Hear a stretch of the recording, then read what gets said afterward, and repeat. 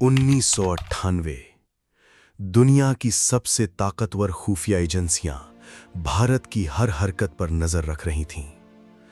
आसमान में घूमते अमेरिकी सैटेलाइट रेगिस्तान की हर रेत को स्कैन कर रहे थे।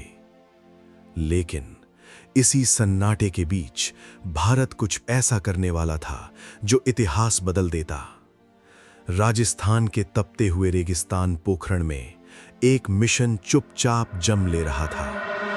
यह सिर्फ एक सैन्य ऑपरेशन नहीं था, यह था भारत की आत्मनिर्भरता और साहस की सबसे बड़ी परीक्षा। 1974 में भारत ने अपना पहला परमाणु परीक्षण किया था, स्माइलिंग बुद्धा। उसके बाद दुनिया ने भारत को रोकने की हर कोशिश की। आर्थिक प्रतिबंध, अंतर्राष्ट्रीय दबाव और कड़ी निगरानी। लेकिन भारत ने फैसला कर लिया था, अब पीछे हटना नहीं है। 1990 के दशक में एक गुप्त योजना तैयार हुई।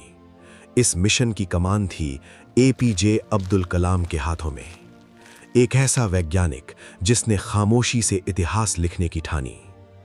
योजना बेहद खतरनाक थी।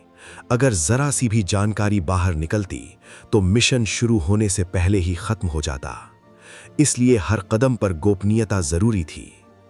वैज्ञानिकों को आम सैनिकों की तरह लाया गया, उनकी पहचान छुपाई गई।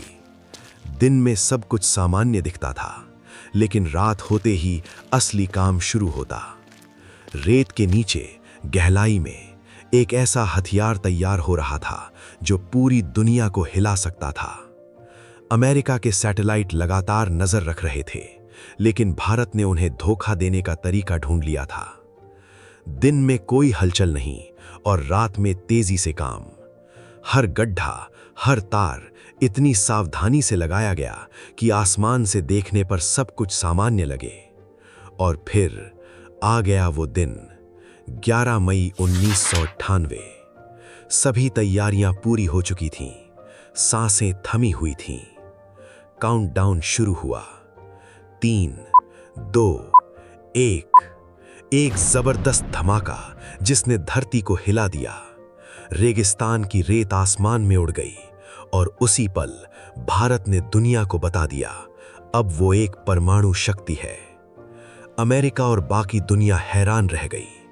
इतनी कड़ी निगरानी के बावजूद उन्हें इस मिशन की भनक तक नहीं लगी।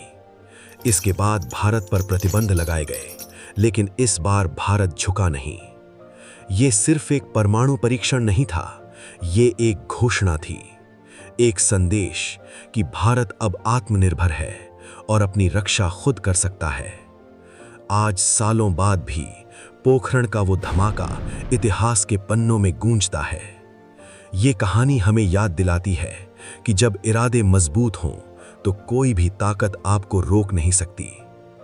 अब सवाल ये है, अगर आप उस समय होते, क्या आप इस फैसले का समर्थन करते?